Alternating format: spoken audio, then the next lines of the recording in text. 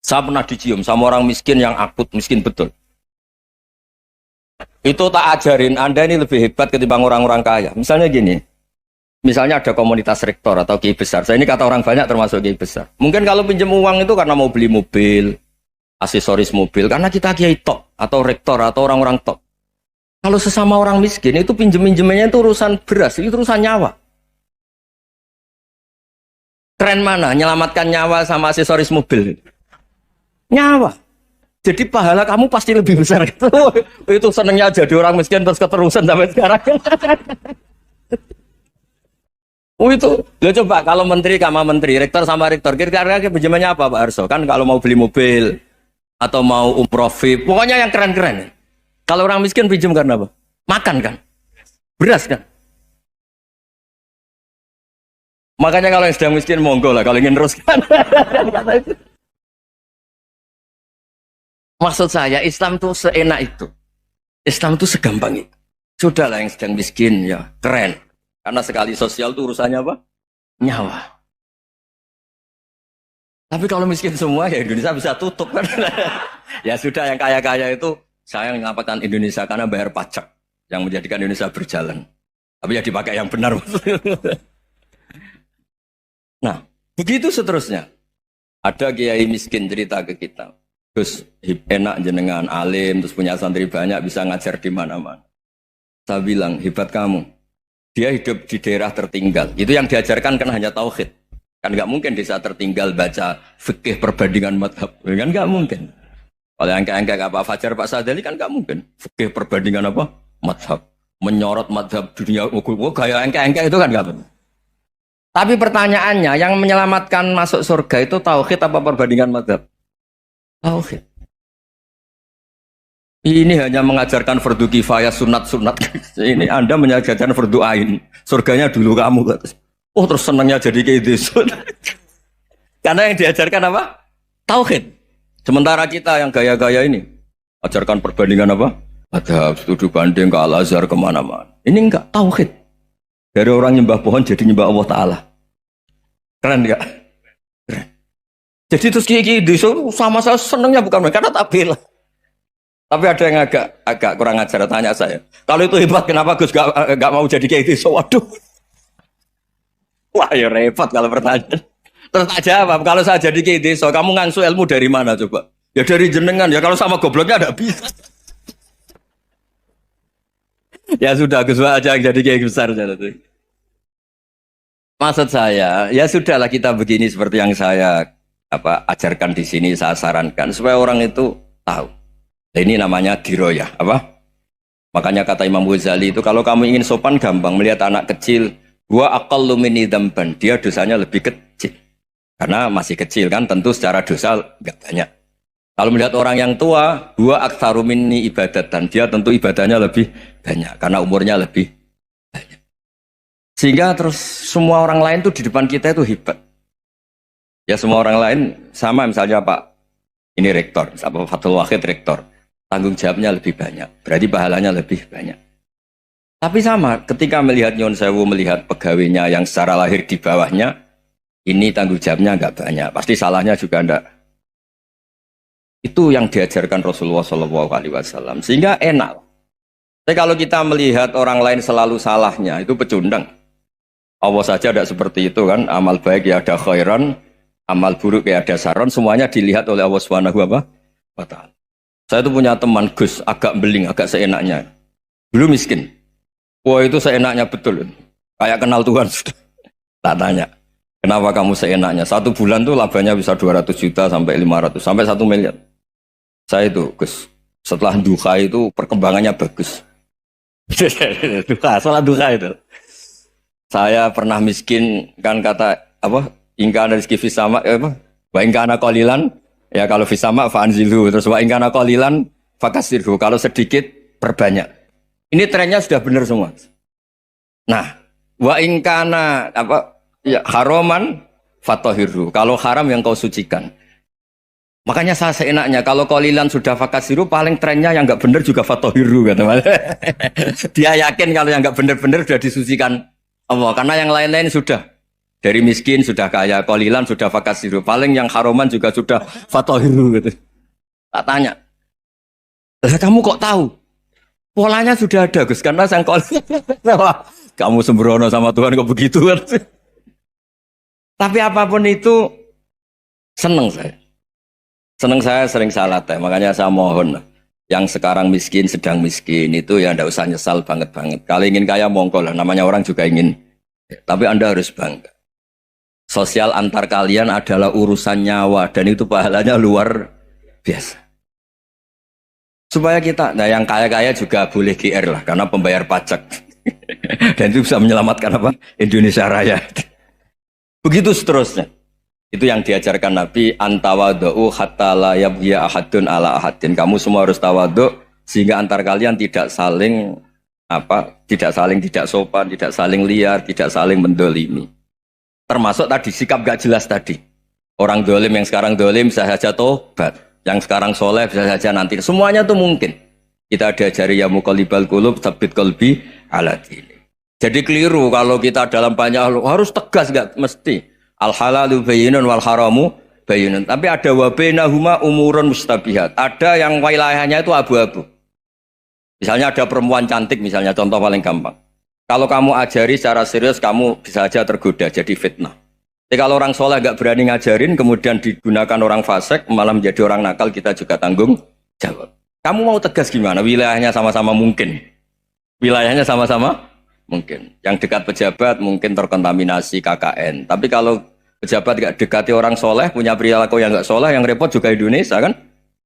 Nah hal-hal seperti itu kita tidak perlu ngambil sikap. Maksudnya nggak usah ngambil sikap, ya kita buktikan kalau milih satu madzhab, kita buktikan semuanya lebih baik, semuanya lebih bermanfaat, semuanya lebih berperadaban. Karena nggak bisa dihindari wa bainahuma. Termasuk nyuwun sewu, saya mohon maaf sama mulai Pak Harso, Pak Lutfi sampai Pak Fathul Wahid. Saya ini termasuk kiai yang nggak suka dekat sama orang-orang top. Bukan karena hasud. Memang konstitusi kiai harus gitu lah, tamud dan na'inaika. Kenal orang lebih tinggi itu kan resiko. Misalnya saya kiai desa, mungkin punya keri tua sudah seneng, punya kijang tua sudah seneng. Gara-gara kenal Pak Wahid naik Kempri, waduh kok saya kalah itu. Kenal orang itu kan resiko. Mungkin dosen-dosen sini kalau kenal saya di Rembang juga resiko. Di sini gak ada cium tangan, melihat saya dosen, wah gak enak jadi dosen. Jadi memang harus dibatasin. Sekiranya mungkin orang terus, karena latamud dan nanawa, ainaika ilham. Kamu jangan sering melihat orang lain yang mungkin secara lahir dapat nikmat yang lebih tinggi timbang Anda. Kalau kamu nggak bisa ngelola hati Anda bisa hasut, Anda bisa dengki. Paling tidak Anda bisa ada syukur. Saya itu sering didolani pejabat. Juga sering melihat pejabat di TV-TV. Naik mobil aja ada yang naikkan. Bahkan kalau wudhu itu anduk aja ada yang bawa. Itu kalau yang nggak kuat, weh naik jadi pejabat. Ya makanya terus konstitusi Kiai itu mengatur, sudahlah mata kamu itu kamu batasin. Jangan melihat sesuatu yang potensi ya, potensi menjadikan Anda tidak apa syukur. Jadi saya mohon, ini memang konstitusi saya sebagai kiai, jadi saya tapi di hati saya tetap akrab. Saya doakan semua untuk UI, untuk semua orang Indonesia kita doakan. Kita ingin semuanya tambah baik, tambah. Tadi katanya mau naik kelas ya. Kalau naik kelas dari rumah saya niatkan mari mengkaji diroyah. Diroyah itu melogikakan riwayat. Jadi misalnya kita sering dengar Rasulullah SAW sering ngendikan kalian masuk surga itu bukan hanya berdasar amal, tapi berdasar anugerah Allah Subhanahu wa Ta'ala. Oke, kita sepakat amal kita, perilaku kita, ibadah kita andaikan dikompensasi dengan nikmat yang Allah berikan tentu tidak seimbang. Untuk membayar itu saja sudah lunas. Jadi Anda semua tidak berhak masuk apa? Surga. Sehingga di beberapa riwayat dijelaskan ada orang yang 500 tahun ibadah, nggak pernah maksiat. Ditanya sama Allah, kamu masuk surga karena apa? Karena ibadah saya ya Allah. Ya sudah, surga kamu 500 tahun saja, karena ibadah kamu 500 tahun. Ini cerita umur-umur orang dulu. Ya Allah katanya surga engkau ini selamanya. Ya kalau yang selamanya itu rahmatku, kalau amal kamu terbatas ya surganya sesuai amal kamu ya terbatas. Ya sudah ya Allah, berarti masuk saya surga saya ini karena fadl engkau, karena anugerah engkau. Itu namanya apa? Diroyah. Diroyah itu satu kajian analisis di mana kita percaya riwayat, tapi kemudian punya logika, punya diroyah. Ini penting supaya tauhid kita ini kuat. Jadi dulu ada orang yang sangat cerdas, namanya Jubair bin Mut'im. Dia saking cerdasnya, juga kaya, juga tokoh, dikirim sebagai delegasi pembebasan Asra Badrin, tawanan Badar. Kemudian pas datang ke Masjid Nabawi, Nabi delalah pas baca Wattur wa kitabim mastur. Sampai pada titik Nabi baca Am khuliqu min ghairi syai'in am humul khaliqun. Apakah penciptaan yang sedemikian canggih itu dimulai tanpa perwujudan, tanpa sesuatu yang real, yang maujud? Orang itu langsung bersimpuh, matur, ya Rasulullah saya Islam. Kada qalbi yatir, hampir hati saya, otak saya, pikiran saya itu terbang.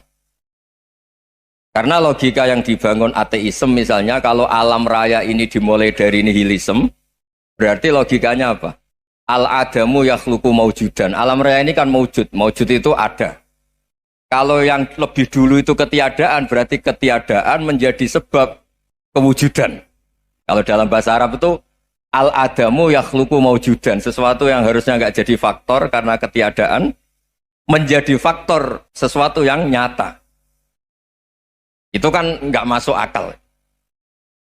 Ya, kalau alam raya ini ada al-adam sing yasbiku maujudan, berarti alam raya ini al-adamu yakhluqu maujudan, suatu yang tidak ada menciptakan yang ada. Dengan logika itu terus kita ngaji, diajari sama guru-guru kita, sifat dasar Allah itu maujud. Wallahu maujudun qadimun baqi. Terus masuk. Yang harus distatuskan pertama dari Allah itu apa? Maujud, wujud. Karena dengan wujud ini layak menjadi penyebab adanya alam raya ini. Sehingga ketika kita menolak faham nihilisme atau ateisme, faham tanpa Tuhan, tanpa pencipta awal, kita punya diroyah. Bahwa tidak mungkin ketiadaan ini menjadi sebab perwujudan alam raya. Yaitu am khuliqu min ghairi syai'in. Masa alam raya ini diciptakan tanpa sebab yang nyata, yaitu wajibil wujud. Siapa itu? Allah Subhanahu wa ta'ala. Begitu juga menyangkut sholawat. Orang boleh beda pendapat tentang redaksi sholawat. Ada yang sholli ala Muhammad, ala Sayyidina Muhammad, Nabi Muhammad. Monggo lah masalah redaksi saja.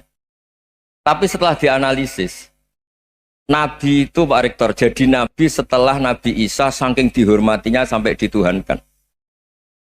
Juga jadi Nabi yang ada cerita masih hangat, orang Yahudi itu bunuh Nabi. Jadi yang satu mendudukkan Nabi sedemikian tinggi sampai kayak Tuhan, yang satu menjatuhkan Nabi sedemikian rendah sampai dibunuh. Kayak apa susahnya jadi Nabi Muhammad SAW. Kemudian dengan gampang Hadaddin agama ini bikin syariat yang bernama sholawat. Redaksinya monggo lah sesuai tradisi masing-masing. Allahumma sholli ala Muhammad, Allahumma sholli ala Sayyidina Muhammad, ala Nabiyina Muhammad, monggo lah. Tapi yang jelas redaksi ini kalau didiroyah dikaji, Allahumma itu Tuhan, Tuhan itu pemberi. Wa Muhammadun wa in jalla qadruh abdun min ibadi. Muhammad apapun tinggi derajatnya tetap berstatus hamba. Sehingga agama ini terjaga oleh syihotus sholawat. Agama ini terjaga oleh redaksi sholawat. Yaitu Allah tetap pemberi sebagai Tuhan yang enggak tersaingi, la syarikalah. Rasulullah Muhammad wa in jalla qadruh. Apapun prestasinya, bisa mi'raj, bisa apa saja, tetap seorang hamba yang butuh muhtajun ila rahmatih. Jika redaksi Allahumma sholli ala Muhammad ini mengukuhkan yang Tuhan tetap Tuhan, hamba pilihan tetap hamba pilihan. Tentu dengan redaksi ini kemudian kita mendudukkan Nabi benar-benar posisi terhormat. Yaitu orang yang paling berhak dapat askat tahiyat, mendapat penghormatan Allah paling tinggi, yaitu Rasulullah Muhammad SAW. Dan itu diulang-ulang oleh Allah. Subhanalladzi asra bi'abdi. Status hamba ini diulang-ulang. Lagi-lagi ini bernama diroyah. Bernama apa? Contoh ketiga misalnya fihi ayatum bayinatum maqamu Ibrahim. Dulu orang Yahudi itu ada diskusi masif. Syaratnya Nabi itu mbah-mbahnya harus Nabi. Harus keturunan Nabi. Kemudian semua Nabi rata-rata di Palestina, di Syam. Lalu Muhammadnya asal-usulnya dari mana? Tahu-tahu orang Arab kok Nabi, padahal orang Arab itu dulu jahiliyah. Walhasil terus diceritakan bukti Muhammad ini turunan Ibrahim adalah ada jejak kaki Nabi Ibrahim di dekat apa? Ka'bah. Fihi ayatum bayyinatum maqamu Ibrahim. Kalau Nabi Ibrahim pernah di Mekah, artinya beliau pernah meninggalkan turunan yang di Mekah. Yaitu bernama Nabi Muhammadun sallallahu alaihi wasallam. Itu disebut fihi ayatum bayyinatum maqamu Ibrahim. Nah, itu namanya diroyah. Diroyah itu satu perilaku keseharian kita beragama, kemudian tahu logikanya. Yang keempat misalnya, mangkana yu'minu billahi wal yaumil akhir falyukrim apa? Jaro. Orang yang iman karena Allah dan Rasul, maka memuliakan tetangganya. Andaikan pakai hukum sosial, tentu kalau tetangga kita baik, kita baik. Kalau kurang baik, kok kurang penggawean kan gitu. Tapi dulu itu pernah ada seorang ulama itu dibully ya, dikerjain sama anak muda tetangganya.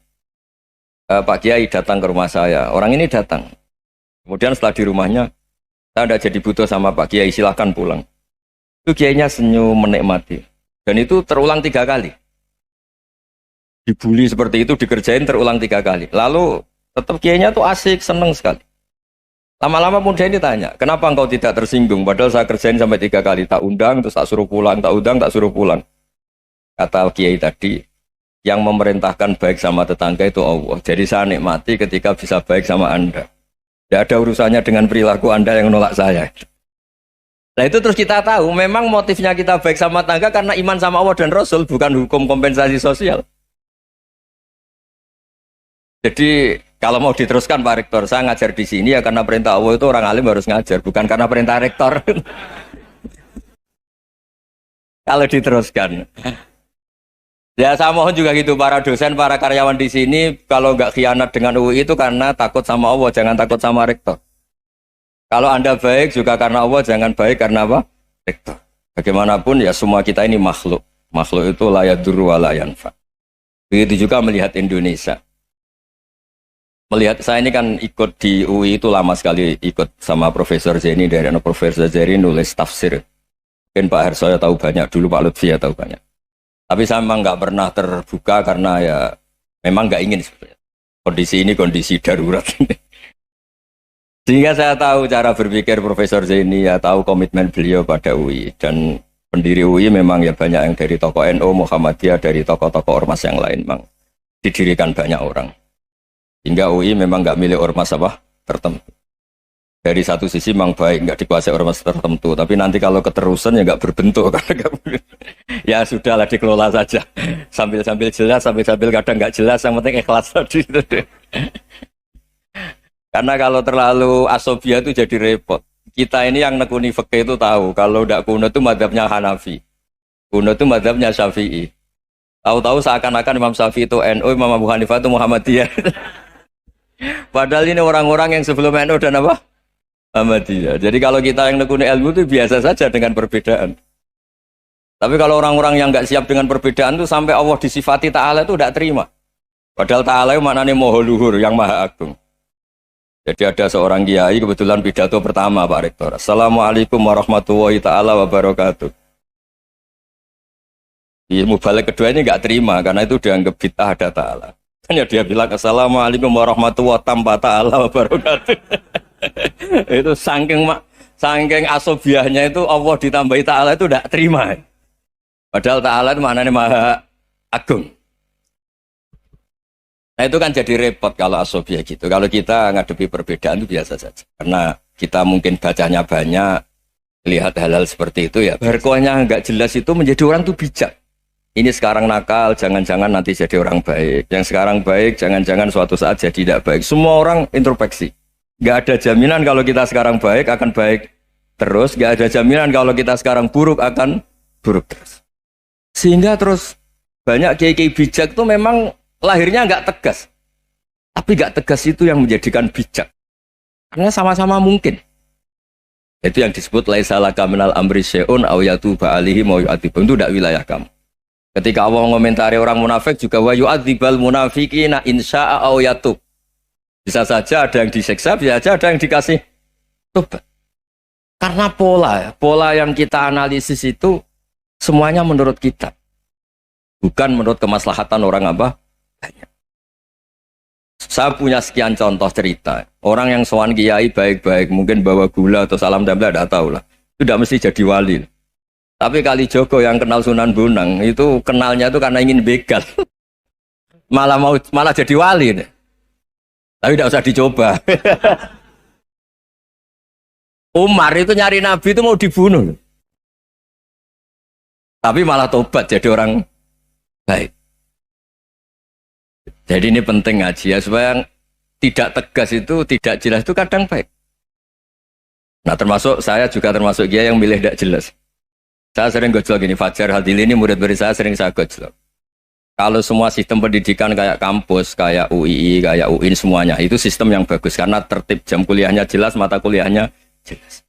Kalau di pesantren itu Pak Harso itu nggak tertib, tapi justru itu enak ketemu di jalan orang berani tanya. Nah ini kalau mbak-mbak misalnya menstruasi, mau belajar haid nunggu semester berapa baru tahu. Itu bisa sekian tahun nggak sholat karena nunggu pelajarannya baru diterangkan. Mau haji juga gitu, nunggu mata pelajaran haji. Kalau nggak jamnya, nggak mau dosennya ngajarin. Ya, kalau kiai kan enggak, ketemu di jalan tanya, dijawab. Jam berapa juga dijawab. Artinya Indonesia itu berkah, ada sistem kampus yang tertib. Ya semoga termasuk tertib gajinya. Tapi tertib gajinya itu juga sebenarnya rugi. Saya sering ada pegawai negeri Gus, tolong doain saja di PNS enak jadi. Gajinya tetap. Kata saya nggak mau kalau gaji saya tetap. Kok bisa Gus enak tiap bulan mesti dapat gaji. Kalau tetap nggak naik-naik kata saya. Kalau kiai gajinya nggak tetap, tapi di atas yang tetap kata saya. Artinya Indonesia itu berkah. Kalau semuanya pakai sistem pendidikan setertib ini, orang mau tanya haid ya nunggu pelajaran haid. Bab haji ya nunggu pelajaran haji. Tapi kalau ketemu kiai itu enggak. Ya pokoknya saya pernah di pasar, Gus mau tanya apa? Anak saya keluar darah terus gini-gini. Padahal biasanya haid hanya 7 hari gini-gini. Ya sudah kembalikan ke biasanya rudat kilal adat. Itu enggak usah sowan ke rumah. Juga enggak registrasi dulu, enggak daftar dulu. Ya ini enggak nyindir cerita saja. Supaya ini bukti koalisi beneran. Jadi saya yang kiai enggak tertib jam, koalisi sama yang tertib jam. Jadi kalau semuanya sistem kampus, nanti pertanyaan itu enggak bisa on time, enggak bisa setiap saat. Makanya Indonesia itu berkah. Kiai-kiai yang alim yang di jalan-jalan banyak. Juga kiai yang di kampus dokter-dokter fikih banyak. Yang nekuni ilmu umum ya banyak. Macam-macam. Itu masalah itu kalau saling mengadili itu baru masalah. Misalnya kiai ngeluh, enggak enak jadi kiai, enggak punya gaji tetap. Yang dosen ngeluh, enggak dicium tangannya. Karena memang unik Indonesia itu. Kalau guru fikih kok dosen itu tetap nggak dicium tangannya. Karena pikirannya anak-anak itu wong sudah bayar disuruh nyium. Itu kayak di alam sadar tuh gitu. Kalau kiai itu kan anak-anak nggak bayar itu. Ya opanya cium tangan itu. Makanya kalau kiai tidak keramat bisa mati karena dicium tangannya doang itu bisa mati itu kiainya. Ya ini cerita.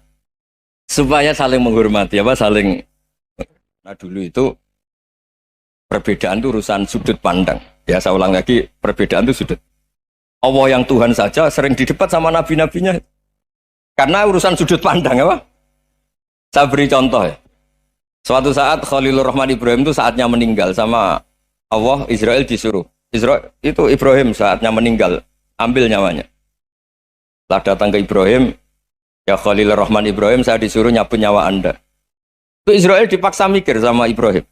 Hal ra'aita khalilan yumitu khalilah. Kamu tahu orang yang mencintai kemudian bunuh yang dicintai. Itu logika agak benar. Akhirnya Israel kan gak biasa debat. Kan gak dilatih debat. Gak pernah ikut lomba UI debat ilmiah.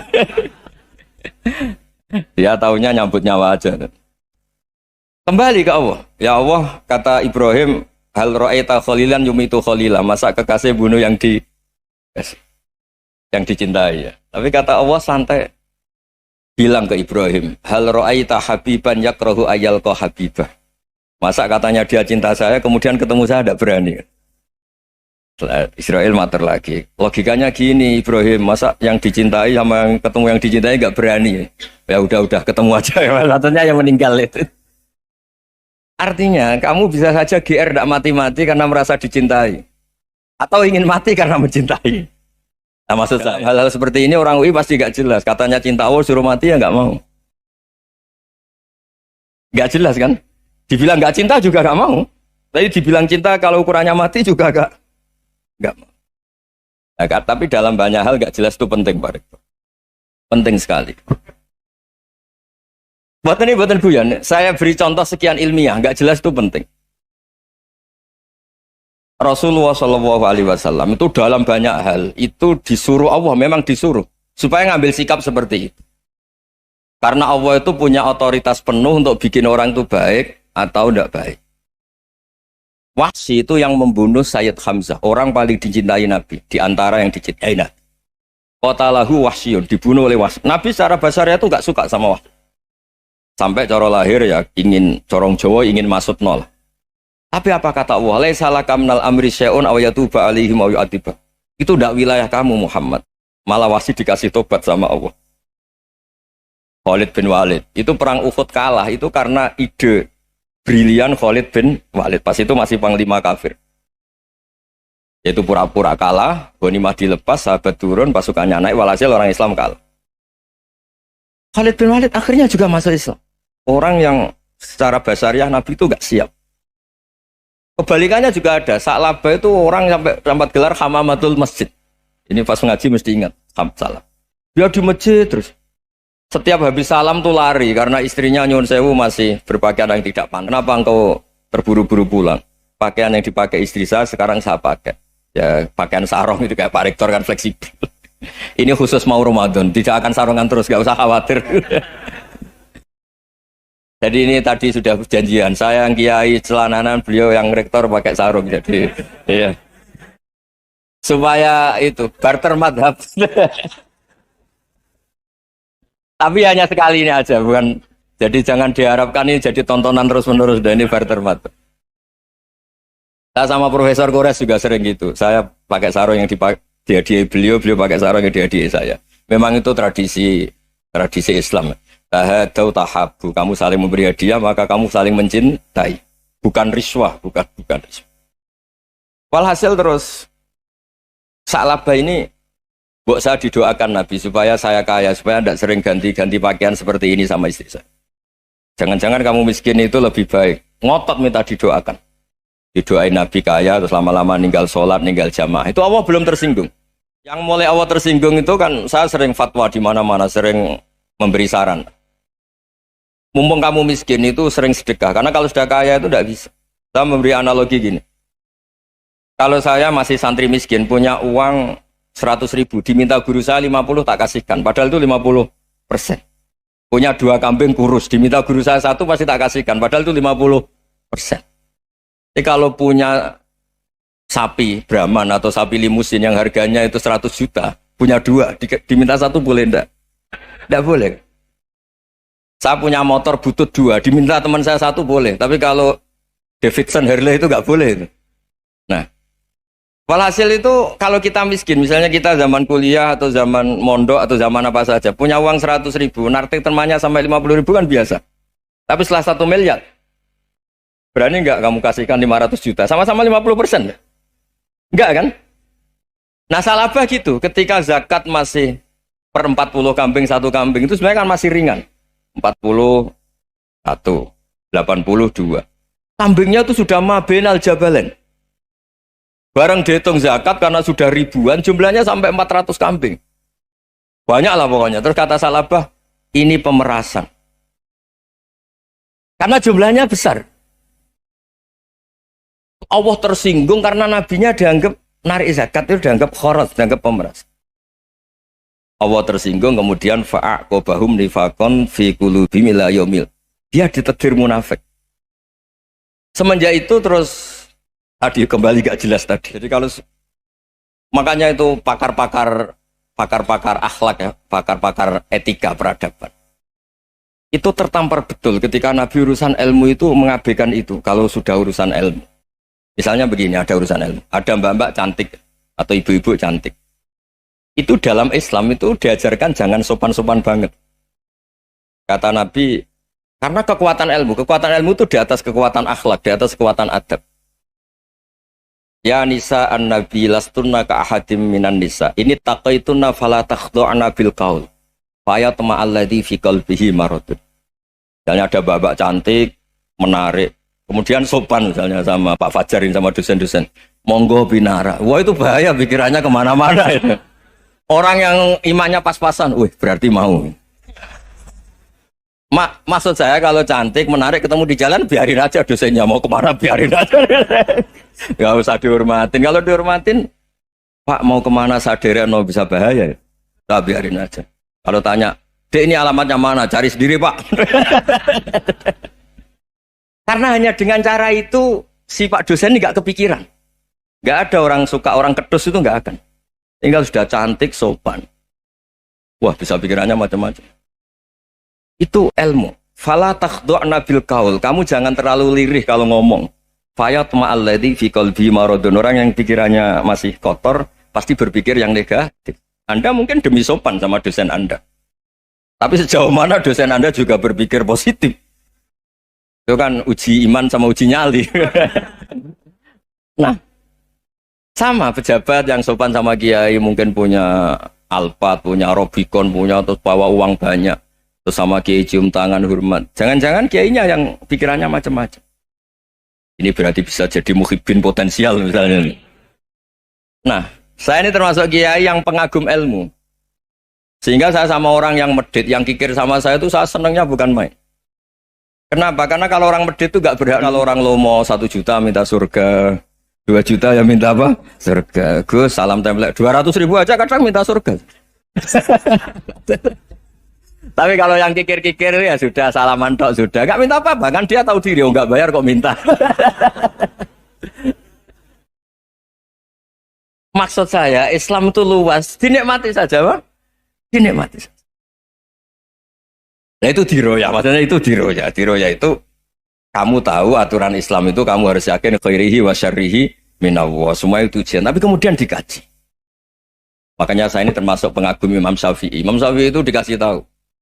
Tadi orang yang di depan engkau cium tangan hormat tuh di luar ngomong-ngomong, ngata-ngatain Anda. Imam Syafi'i tertawa-tawa sewenang. Loh, Anda ini dikata-katain di luar kok. Kok tidak kamu anggap munafik malah tertawa. Berarti saya wibawa, di depan saya nggak berani. Dianggap enteng saja. Dibilangin, sebagian orang kampung sini nggak suka sama engkau. Baguslah, tidak akan pinjam uang sama saya. Di mana-mana orang pinjam minta tolong itu karena seneng. Kalau benci kan enggak. Intinya dianggap enteng saja. Yang terjadi di dunia itu semuanya dianggap enteng saja. Man asa ilaika faqat atlakoka. Yang berburuk sama kamu itu membebaskan kamu. Coba kalau akrab, titip. Ya misalnya akrab sama Pak Fajar. Bilangkan ke Pak Rektor, sangkat tuh jadi guru tetap atau apa kan ribet. Kalau tidak cocok kan nggak minta apa-apa. Makanya hati-hati Pak Rektor sama yang akrab-akrab itu. Itu dulu saya juga nggak paham.